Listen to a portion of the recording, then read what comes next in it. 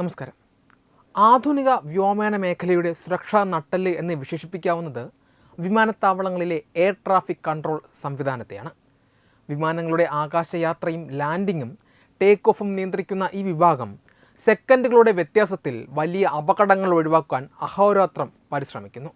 എന്നാൽ നിലവിൽ ആഗോളതലത്തിൽ, പ്രത്യേകിച്ചും അമേരിക്കയിൽ, ഈ മേഖല കടുത്ത തൊഴിലാളി ക്ഷാമം നേരിടുകയാണ്.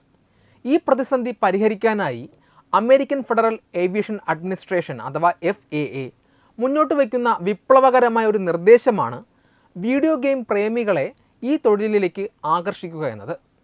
എയർ ട്രാഫിക് കൺട്രോളർ എന്ന ജോലി അതീവ സമ്മർദ്ദം നിറഞ്ഞതും സാങ്കേതിക തികവ് ആവശ്യമുള്ളതുമാണ്. ഒരേ സമയം ഒന്നിലധികം വിമാനങ്ങളുടെ സഞ്ചാരപഥം നിരീക്ഷിക്കുകയും അവ കൂട്ടിയിടിക്കാതെ കൃത്യമായ നിർദ്ദേശങ്ങൾ നൽകുകയും ചെയ്യുക എന്നത് ലളിതമായ കാര്യമല്ല.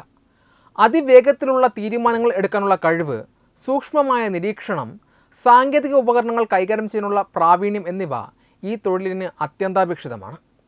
ഈ സ്വഭാവ സവിശേഷതകൾ വീഡിയോ ഗെയിമുകളിൽ താല്പര്യമുള്ളവരിലും പ്രകടമാണെന്ന കണ്ടെത്തലാണ് പുതിയ റിക്രൂട്ട്മെൻറ്റ് നയത്തിന് പിന്നിലുള്ളത്. വെർച്വൽ ലോകത്ത് സങ്കീർണമായ സാഹചര്യങ്ങൾ കൈകാര്യം ചെയ്യുന്ന ഗെയിമർമാർക്ക് യഥാർത്ഥ ജീവിതത്തിലെ വ്യോമഗതാഗത നിയന്ത്രണം വേഗത്തിൽ പഠിച്ചെടുക്കുവാൻ സാധിക്കുമെന്ന് അധികൃതർ കരുതുന്നു. നിലവിലെ കണക്കുകൾ പ്രകാരം അമേരിക്കയിൽ മാത്രം 3000-ഓളം എയർ ട്രാഫിക് കൺട്രോളർമാരുടെ കുറവുണ്ട്. വരും വർഷങ്ങളിൽ വിരമിക്കുന്നവരുടെ എണ്ണം വർദ്ധിക്കുന്നതോടെ ഈ ക്ഷാമം ഇരട്ടിയാകാം. ഈ സാഹചര്യത്തിൽ ഉദ്യോഗാർത്ഥികളുടെ എണ്ണം വർദ്ധിപ്പിക്കുന്നതിനായി പരമ്പരാഗത രീതികളിൽ നിന്ന് മാറി ചിന്തിക്കുവാൻ ഭരണകൂടം നിർബന്ധിതരായിരിക്കുകയാണ്. കൺട്രോളർമാരുടെ കുറവ് വിമാനയാത്രകളുടെ സുരക്ഷയെ ബാധിക്കുമെന്ന ആശങ്കയും ഇതിനോടകം ഉയർന്നിട്ടുണ്ട്. അതുകൊണ്ട് തന്നെ പുതിയ തലമുറയിലെ മിടുക്കരായ യുവാക്കളെ ഈ മേഖലയിലേക്ക് എത്തിക്കേണ്ടത് അത്യാവശ്യമാണ്.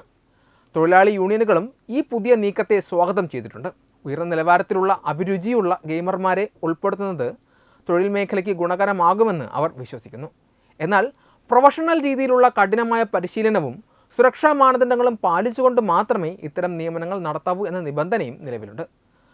ആധുനിക സാങ്കേതിക വിദ്യയും മനുഷ്യൻ്റെ വേഗതയേറിയ തീരുമാനങ്ങളും സമന്വയിക്കുന്ന ഈ മേഖലയിൽ ഗെയിമർമാരുടെ കടന്നുവരവ് പുതിയൊരു മാറ്റത്തിന് തന്നെ തുടക്കം കുറിക്കുമെന്ന് പ്രത്യാശിക്കാം.